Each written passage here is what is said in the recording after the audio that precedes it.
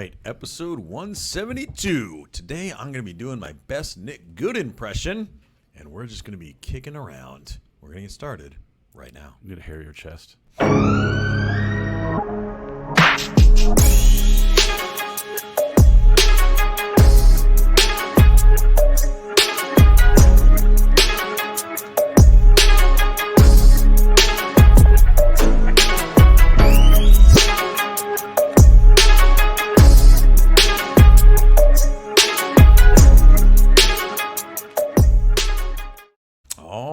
Episode 172. I was today years old when I learned that our intro was exactly one bite of broccoli long. So everybody do a Friday lunch show. Yeah, dude, exactly. Welcome to episode 172. We didn't get to do it on Wednesday because we were both out of the office, and now Nick is out of the office again. But we're doing it because we're bringing it to the people. And no people are bringing it to even harder than Mortgage Mike of Texas. Amazing. Check out mortgagemikeoftexas.com. Does he own Mortgage Mike of Oklahoma.com? If he doesn't, he should get it. I'm going to go buy it and charge him $5. I was going to say, wouldn't it be incredible if he went and searched for it and that wasn't available? Just be like, it's owned by Matt Kelderman. Just dangle it in front of him. I love it. The best lender in all of the universe. Check out mortgagemikeoftexas.com. And then when you're done with that, make sure that when you get your mortgage done with Mike, it is protected by a hard shell warranty from Theron Smith over at Armadillo Home Warranty. Check out armadillo.1/tour. Jesse, remember this for later. I just want to go to regulararmadillo.com because I want to know why that wasn't available, and I want to know if that is just a website about armadillos. And when you're done searching for the internet for armadillos, make sure that you check out homewarddfw.com, the home of Homeward Property Management run by Dana Wynn. We want to just personally thank you guys for all the referrals that you send us and all that type of stuff. We love keeping Dana's stress levels high for the right reasons, and that's because the company is growing. This weird little thing that we started a couple years ago was like taking off, and the clients seem to be very happy, and Dana is the Michael Jordan of property management, so it's been super cool to watch. It's cool, like, getting, and I know real estate agents maybe experience this, when you start doing stuff that you've heard other people talk about doing, right? You get, like, this cool, like, inside look, and you almost feel like a little kid, because when I see other people running businesses, I always think that they're, like, smarter than me, or figured something out different than me, or, like, have more experience than me. So, like, now getting to see the behind the scenes of, like, the property management side, I'm like, this is cool. Like from a little kid, I'm like, oh, look, that's a broken and difficult problem that seems like it'd be super annoying to have to solve, and they were going to figure it out, right? Like, it's such a weird look behind the scenes into what like seems like other people have it figured out, and then you look and you're like, oh no, this is regular work stuff that just breaks every day. You gotta go figure it out. I think that's, I mean, we don't really have a topic to talk about today. I think that's actually like a fun way to jump in. Is like, I think that you and I haven't just sat down and talked, about just the past or the future or our vision or whatever in a long time. We do our Tuesday webinars, but that's always like very tactical. But like that just made my head kind of spark a little bit. Like I think so many people are just held back by the idea that like I just don't know enough. I'm not smart enough. I don't have the resources. Like there's always a but there's always like I wish I could or I should have and like I think it's like really important to remind ourselves and everyone that like we don't know what we're doing when we get into a lot of these things. Like a year and a half ago, you and I had no idea the first thing about property management. No. And honestly, we had no intentions of being in that business. We just do what we do as hard as we can. And through the relationships that we've built, we've seen an opportunity to be like, this person really is talented in this respect. We could provide value to her in the form of our systems building, our network of people, our relationships that we have that she doesn't right now. And now fast forward like 18 months later, and it might be the fastest growing property management company in Texas. Here's the thing that I like about it is, isn't it cool like how and I was talking to someone about their real estate business the other day, and even Victoria, we were at her art show yesterday, and she was seeing things that all these other artists were doing from like a systematic and business standpoint. She's like, okay, I need to streamline this, I need to streamline that. We get bogged down in like looking at it, and you and I did this for the longest time, like looking at Nick's business, like how do you do 60 million in a year, and then but not understanding all the steps that come between us. I've realized that like getting 50 to 60 properties under management isn't just a matter of like lead generating for the properties or Dana's, Dana having to go do this stuff. It's solving little problems. Like, what do you do when a client wants to rewrite the whole lease, agreement? the whole agreement and stuff, and like how you're just overcoming these little problems that are just the exact same little problems you deal with in any other job. Yeah. You're just kind of doing it day after day after day, and then you look up and you added 5 more this month, or you added 6 more this month, and you leased up a couple more, and somebody referred you. Next thing you know, there's 50 or 60 of these houses that you're dealing with these little problems And on. you like feel like this sense of momentum. Yeah. And I think the thing is like, I think there's 2 ways to look at this. There's either like things in your world that you want to do that you feel like you can't do. And if that is your case, like the most important thing you need to do right now is not learn how to do all the things you don't know how to do. It's just to go find someone that already knows how to do them and then figure out what you can bring to the table as far as your value, right? Yeah. Like whatever it is. A property management company just happened to be an example because that's, so one of the sponsors of the show. But like you want to go buy a building or something, right? Like you might not know the first thing about that. I guarantee you somebody does, and you probably do something at a good level that they don't do at a high level. Just go find that person. We get really bogged down when we're imagining like our vision of it all belonging to us, right? And that's just not the way to look at anything. There's no other sort of vision that's been created in your world that's only by one person. I mean that down to the studs. Like go to your doctor's office. Is he the only guy there? It'd be creepy. You probably wouldn't go to that doctor anymore. Yeah. He probably has an office with a bunch of people that do different things, right? They all bring something to the table. You think about that in your own way. And then I guess the other opposite side of that is like maybe you don't know what it is that you want to accomplish. Like look at the network and the people that you already have in your world. Like what is it that you can do together? This was like the property management side is a great example just because it was never even on our radar until we looked around at the people in our world and we're like, what can we bring to them and they bring to us, and what baby comes out of that? Well, and this is why you do the things that you're not sure of how they come out with. Because I can tell you the exact way the property management got to us. We legitimately were looking for someone in Tarrant County because we're producing leads and won't have expireds over there. And the Dallas side of our business was like getting bogged down by driving to Fort Worth, where there were a lot of opportunities, right? And so we started looking for somebody. So we put out something on social media. Dana at the time, who happened to be a friend of the podcast, who we had never met in person, reached out and wanted to sit down. So we sat down about it. She was the brokerage she was at. That was one of the main things she was doing. And we're like, again, probably in a little bit of arrogant Matt and Brian form, like not intentionally, but like, oh, property management company, we can definitely start that, right? Figure that out. We'll just figure out the system for that. Figure Like, that. You know what I mean? We're always so confident at the coffee table, and then we get in the car, we're like, oh shit. Like, I don't know how to do any of this.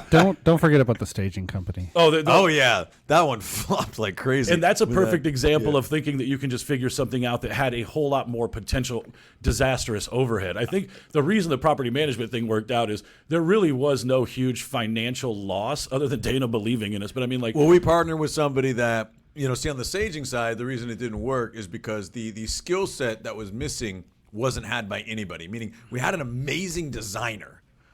We had us who had resources, and we had the flow of business for the designer, but we didn't have anybody who knew how to run a staging company at scale. just logistically. We at just all. had talent in different ways, but we didn't have anybody who knew the operations side. So we got into it. We're like, this shit's way more expensive and chaotic than we knew it was. None of us knew it was going to be that way because we never run at this scale before. We're like, we need to eject on this And immediately. you forget so much how much you just hate the actual moving part of your life. Yes. And then you go start a company where it's like required. It's like every time I don't think about moving, my life is fine. When I do think about moving, it's like it's the most daunting task at all. And then all of a sudden we were staging this one house, and Peggy, who was over there doing all this stuff, they're putting together furniture at this house for the stage. They were just having delivered because we had just bought it, and this being put together there. And you start thinking about, like, you're putting together furniture that we don't have a place to store, that we don't really like for our own homes. It's just for staging,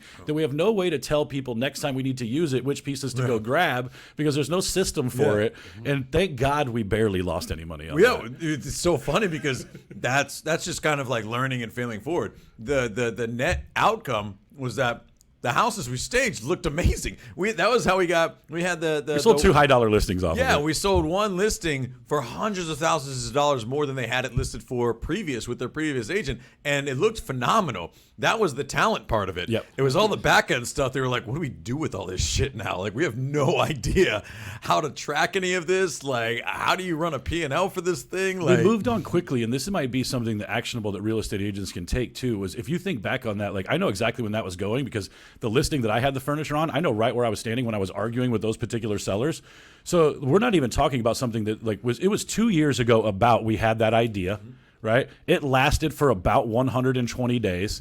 And then we completely ejected from it immediately. And I think that's probably where the skill set of having started the real estate business and started separate teams and seeing what fails real estate agents out, we were very quick to realize we bit off way more than we can chew. Instead of trying to put an engine in this broken down car, let's just send this thing on the scrap heap. And then Peggy went and hustled to get us as much of our money back as we could on that stuff. And she got us almost all of our money back. But with the property management company, and I say this, for real estate agents who are looking for actionable advice, like what Brian was saying about finding the people that you want to do business that's a huge part of all of this. Because yes, it was a chance opportunity with Dana.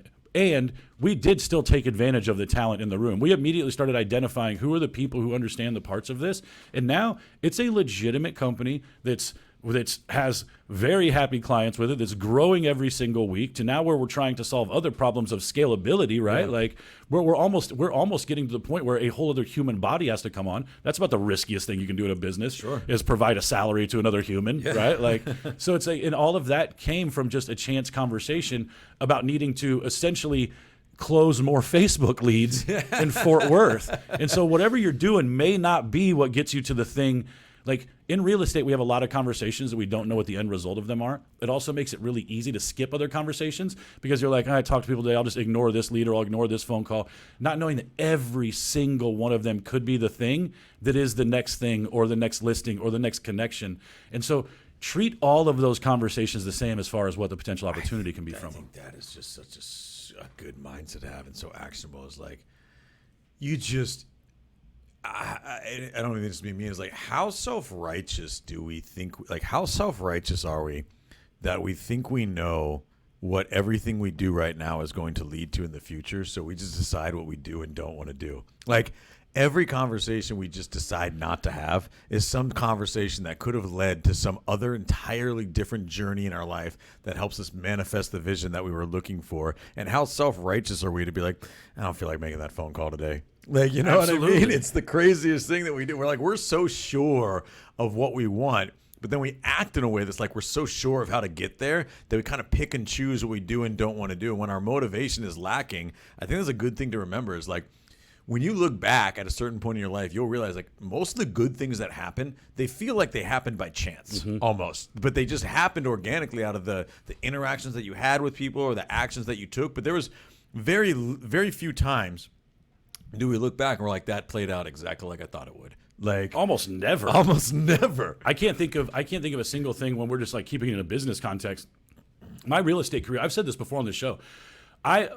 Matt, who started out in real estate, was such a chicken shit that if this dude showed up at his front door and laid out what the past 11 years would look like, that guy may have just went back to sleep on the couch, right? Legitimately, I don't know if I would have been able to stick with some of the things that I know would happen. If you could convey the frustration and the difficulty and I don't know if that dude would have had the ability to see how beneficial that's been in every aspect of his life as far as making him who he is today. And it would have been really, and I can see how it can be and has been very easy for real estate agents who have maybe not found their lane relatively quickly because we talked about before, there's not a ton of funds, there's not a ton of direction on this. I can see how it'd be really hard to believe that there's some way to make this work. And we also have all chosen this career where if you decided you want to make $100,000 more this year, you could go and do that.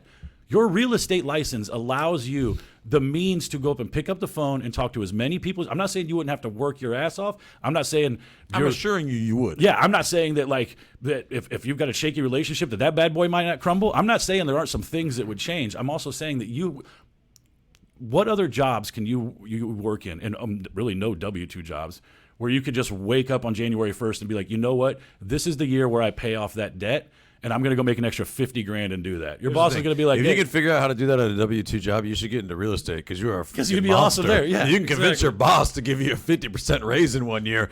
Get into an entrepreneurial field, you'll crush it. Yes, and I think that's one of the things that we forget sometimes. We think that life is for somebody else. We think that's for somebody else. If you just decide, and Goggins says this, and I want everybody to know that I understand how insane this sounds, that when they just say, well, just go do the thing that you're most afraid of. Dude, if I could do that, we wouldn't be having this conversation in the first place. It's very similar when somebody's like, well, where did you last seen your keys? Bro, if I knew where my keys were, they wouldn't be lost. I don't know how to make Matt go do something Matt doesn't want to do because Matt's comfortable quitting on Matt, right? And so I understand how hard it is for some people to recognize the fact that, but Goggins is right. If you just wake up in the morning and whatever that crappy thing is you don't want to do, let's say in real estate, it's make calls to people you don't want to make. And you just act like the person who's going to make those calls. If you just become the person who you think would make $250,000 a year and do those activities, you're way better off. What did we talk about the other day? Become the person who has the habits to lose 40 pounds, not the person who just loses 40 pounds. Losing 40 pounds is not easy, but you see people with a lot of that weight on. If you're the type of person who can lose 40 pounds habitually, then you are just the type of person who doesn't need to lose 40 pounds. And I so much to say on that. You hit the nail on the head just going off that example, right? Like for anybody who wasn't listening when we were talking about that, like there's just, you look at people that have a goal weight, right? My goal is to weigh 140 pounds or whatever it is, right? Wow. That's what happens when you eat lunch during the podcast. My goal is to weigh 140 pounds, right? You could, there's no, I don't know of any studies on this, but this is anecdotal. The person who has the goal weight of 140 pounds, 6 months after they hit that goal weight, they're not 140 pounds anymore. Because their goal was to weigh a certain amount. Their goal was not to build the habits that they could weigh that all the time, right? Your goal, especially when it comes to fitness, is just an easy example because it's something you can kind of feel and see and stuff. Like your goal should actually never be to weigh a certain amount. Your goal should be to live your life in a specific way that you're taking care of your body. And the symptom of that should be you weighing 140 pounds. And you can apply this to anything, right? Like even take it to some of the mental stuff that isn't. I think weight's an easy one to go to because it's an outward reflection of something that like somebody might want to change about themselves. There's no lying about it, right? Like you either look a certain way or feel a certain way or you don't. Yeah, and whether you're comfortable with that is your whatever you want to do, right? This comes up with, let's talk about like being a different partner or being a better parent, right? Something that everybody can relate to on some level. If you wanted to, for me, if I wanted to be a great husband, right, I would need to find the metrics by what I think a great husband does, provides, is, what those actions are, and then do those things, even if they're not necessarily in alignment with who I am. Now, I'm not saying you got to go out and take like somebody else's. This is your version of what you think a good husband is, right? Or a good parent, right? If I think a parent takes 10 seconds to breathe when their kids are acting up, like this is real life right now, right? Like I could afford to take a 10-second breath when Luke is just pushing my buttons because we've lived together for 8 years and he knows exactly how to wind me up, right? That would be me taking the actions of being a good parent, of what I define as being a good parent, and actively changing something about myself to change the whole dynamic of that relationship. It's the same thing with your business. Your relationship with your business is probably dysfunctional the way your relationships are with certain people in your life. You don't have the proper relationship, and because your business is not another human, it's not reacting to you the way that you want it to because you're not putting in the habits and the activity every day to get the reaction out of your business that you want. I love that parallel, and thank you for sharing that because that is like, I've never thought about it that way. But if you break it, so like, I'll approach it from the exact opposite side. Start with the business, then meet you in the middle with relationships because like my like just light bulb moment, right? So I had a conversation with Joanna the other day.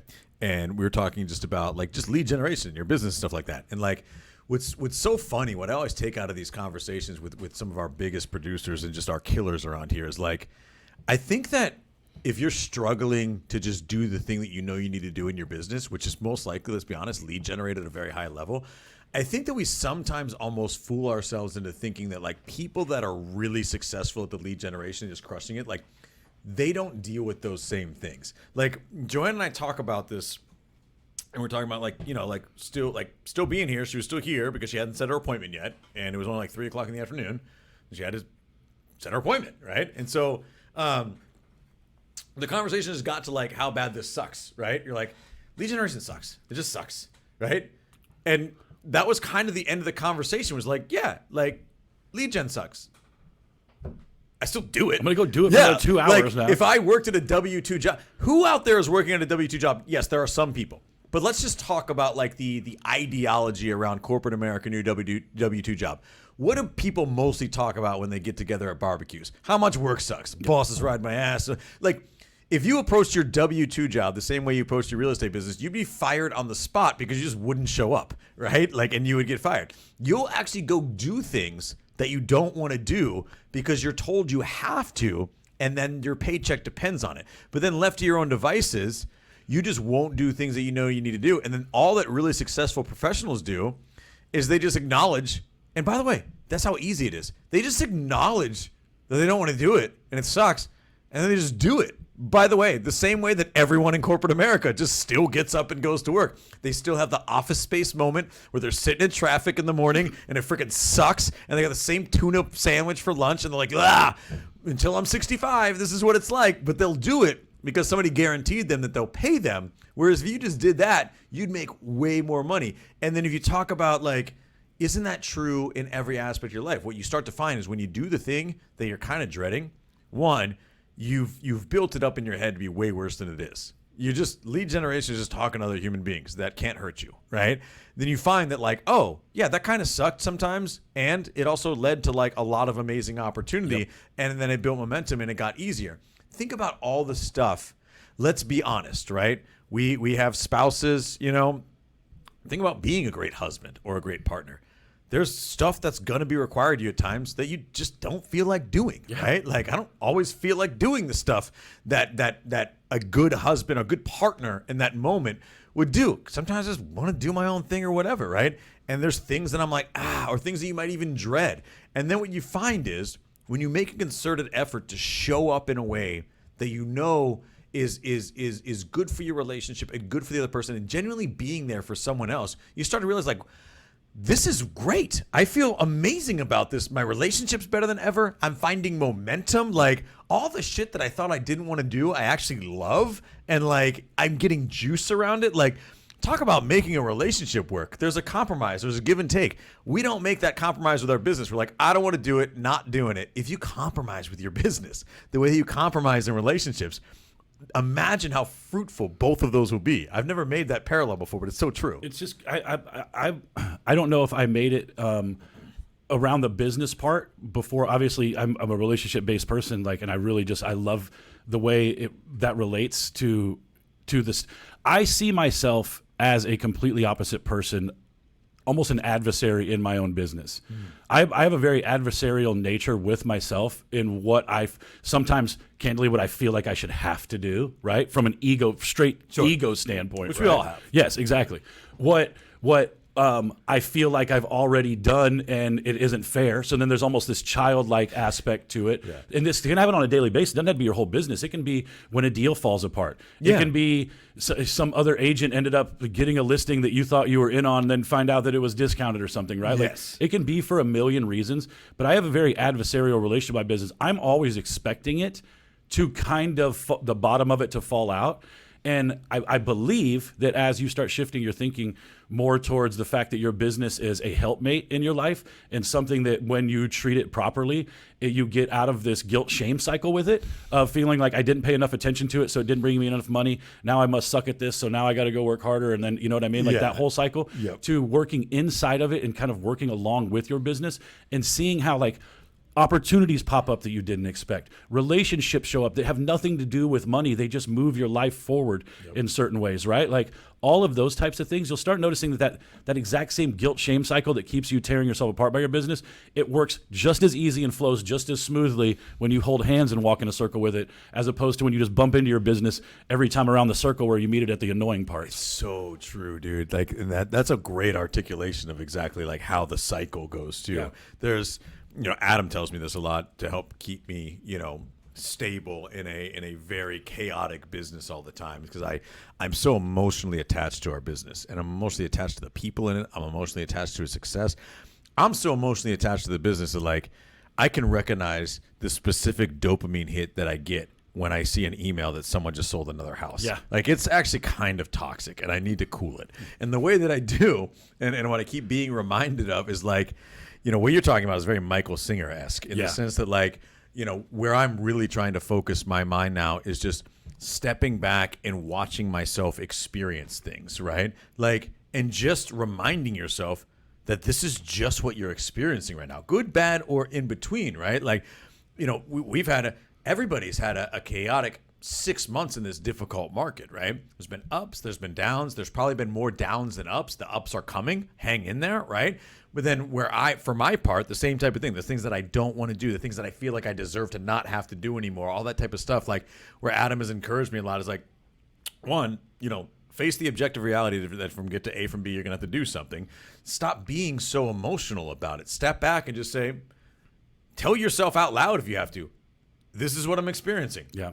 Like, whether it comes to us being at a certain point in the month and we've only sold so many houses, and last year we sold more at this point, and that hurts me and I'm pissed or whatever, right? Like, instead of just sitting in that, step back and say, I'm experiencing some real anger right now. Yep. Like, this guy named Brian, who I look at every day from the inside, is just experiencing a lot of anger. Pissing me off today. Yeah, what a crazy day for that guy, right? Exactly. And if you look at that, it just goes hand in hand with what you're saying. It's like all the stuff that we're avoiding doing or upset about having to do, like, we're looking at that as if that is like us and all of us experiencing that, meaning like the lead gen that I'm avoiding, right? Just step back and be like, dude, that guy's experiencing some shit he doesn't want to do today. He's still going to go do it.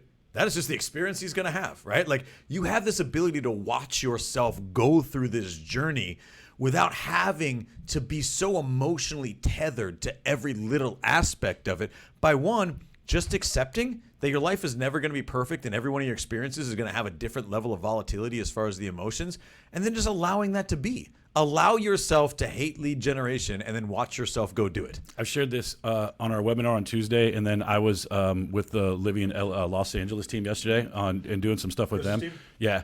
The Goggins' new book is really great, and he talks specifically in this one part about having a morning meeting with yourself, right? Like we have all these meetings for our business where we talk about what can go wrong, right? We talk about agents who might be unhappy, agents who are going to join. We have all these things that we do in our business. Why not having a morning meeting with yourself where you legitimately map out the points in your day where you're probably going to run into yourself, right? And I think one of the really powerful things on this, and I would encourage people to try it because this is something very new to my life, so I'm try it with me, where looking at your calendar in the morning and noticing the points where you are going to struggle, right? Like for instance, you talking yourself out of lead generation. We can all admit that we can talk ourselves out of lead generation so easy. Yeah. And it's even easier when you're not in an office with other people and there's nobody there to really hold you accountable to tell you that, hey, you didn't do anything today, right? If you woke up every morning and just said, hey, look, I know when I get to the office and start making these phone calls, I'm going to have insane call reluctance. I know what that feels like every single time it comes up, and I know exactly what type of avoidant behavior pops up in myself. If I can acknowledge those things right now while I'm calm and cool in the mirror before I'm being tested and my heart rate goes through the roof and my fight or flight wants to kick in, then when I run into that moment where I'm in heart rate zone 4 and 5 and that shit is pounding through my chest and I have nerves and anxiety, I can be like, hey, we already talked about this morning. You knew objectively this is right where you were going to be. You also can tell yourself you knew you were going to feel this way, and here it is showing up. Are you going to be the person who now gets scared knowing exactly how this works, or are you going to be the guy this morning who told yourself this is the time when you get to just say, okay, we're here where we knew we were going to be. It's a little bit nerve-wracking. Let's still go ahead and do it anyways. That is unbelievable tactical advice. It's pretty cool. Like, you know me, I'm a guy who keeps a really rigid schedule, but I don't even do that, right? Yeah. Like that. I think that's such good way to break it down. It's like most of the stuff that we just decide we're not going to do, we didn't decide we weren't going to do it 6 hours earlier. We just didn't think about it 6 hours earlier, and in that moment we're like, right? Like our own lead gen that we knew we were going to do that day sneaks up on us because we don't think about it until right then, right? Yeah. That clock hits 8 o'clock, and we told ourselves we were going to call expireds, but we just haven't thought about it until 7:59, and now we're like, oh, well, I'm not really organized. And then there's all the creative avoidance. If you just got with yourself first thing in the morning and you were like, here is the next 8 hours of my life, here is where I know I'm going to try to bitch out, Yep. right? And you just decided, I'm going to feel this way. I'm going to watch myself feel this way. And then here are the actions I'm going to take, fully aware of how I feel. Like, talk about tactical. Dude, if you did that every single day, it's the same premise that I always talk about, with our team around it, changing habits, like making it so obvious, right? If you already had the conversation with yourself ahead of time of what you're going to experience, and then give yourself the ability to have that conversation now while you're experiencing it. It's the same thing that I always say around, like, if you want to change your diet and get back in shape, the best thing that you can do is announce out loud everything you're buying at the grocery store and just whether or not it's going to be good for you. Right? Like, you want to feel some real, be real awareness around what you're doing to yourself. Just go and be like, dude, I'm buying Frosted Flakes again. 85 grams of sugar, empty carbs, no nutritional value in the cart. You know how fast you would stop buying that shit? You're preparing yourself to get out of your own mind about it. I think the cool thing is you take away the ability to act confused anymore, right? Like, I do think when even inside to act like ambivalent about, like, it's not exactly on your mind. Because look, it's easy to get inside our own heads and then play dumb with ourselves, right? Like, because we think ourself doesn't know us like all the other people that we have been just end-arounding forever, right? So it's really easy to get inside our own heads and then just kind of act dumb, like, you didn't say that yesterday. And it's like, bitch, we were both there, right? Like, you know what I said, and you knew I meant to work out today, and you're tired and you don't want to work out. And honestly, neither do I, but one of us has to do something, right? And I think I do believe that for the most part as humans, that is probably one of the things that frustrates us the most about ourselves is our inability to just follow through with whatever it is that's really difficult for us. And if we have this intellectual conversation with ourselves, it makes it that much harder at that point of friction to turn back around. And you won't be perfect at it right away. That's okay, right? Just think about it. Like, the way that you're describing it is 100% true, because you're talking about your relationship with yourself. Like, what we depend on others in our world for is to help guide us and push us and hold us accountable in not take business out of it for a second, just in whatever way that we know it's going to provide the outcome that we want. We just don't want to do it right now, right? Like, the kid who doesn't want to go to school doesn't look back at his parents and be like, fuck you for making me get an education. Right? Like, you know what I mean? They're usually like, hey, I'm really glad. I appreciate. Yeah, I was kind of a jerk as a teenager. I appreciate you putting those boundaries in place and making me do some stuff I didn't feel like doing at the time. Like, I appreciate the degree from Harvard now. This is awesome. Thank you for, like, how many times you look back at your parents, you're like, all right, I appreciate it. I was kind of a snot when I was younger. Yep. Thank you, right? But we never actually put ourselves in a position to be that person for ourselves, because we just avoid conversation with ourselves. And then we blame ourselves for not having a past conversation with ourselves. When we, bring it back to the lead generation, when we don't lead generate, I know this because we have our amazing agent partners usually fill out questions at the end of the day on how their day went. And, like, across the board, there's, like, very little confusion a lot of times. If they didn't have the day that they wanted to have, they can identify the things that they knew they should have done that they just didn't do. Yes. Right? And I love our culture that way, because we can all be really honest about that without any judgment.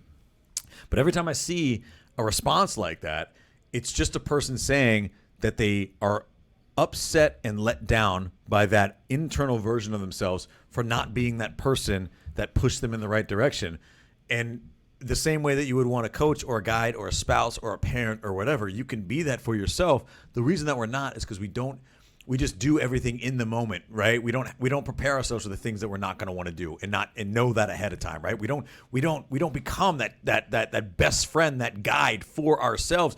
We let each other off the hook. We let ourselves off the hook immediately, because it gives us both this temporary release, and then we look at ourselves an hour later and we're like, why'd you do that, bro? Why didn't you go to the gym, dude? We could have been done already. We could have been done already, and you're blaming this interior version of yourself that if you had just talked about it ahead of time, this is going to suck and I'm going to do it anyway, you'd be the best version of yourself. You'd be the best friend for yourself and the best guide. But then we look back a few hours later and we blame that version of ourselves for not being that guide. You're like, that was you. You could have done it. You could have prepared yourself. There is a level of kindness that we do not extend ourselves that we would extend a total stranger. And that's my current and probably lifelong work, and I think a lot of people's, right? We are battling a version of ourselves that has been let down by others, that may have abandonment issues, that may have control issues. Like, we're really battling a much younger, less mature version of ourselves in those moments. Because when I'm sitting there scrolling Facebook with my computer open right in front of me, knowing damn well there are 6 people I need to call back, and none of them are in my Facebook news feed telling me what I need to know, and yet there I sit watching videos I've seen before. Those are the moments where you are having that internal struggle with that adolescent version of you. Yeah. And it's a really great time to look at that person and just kind of talk to them like any grown-up would talk to somebody in that position. Hey, man, I know you don't want to do this right now, and I get it.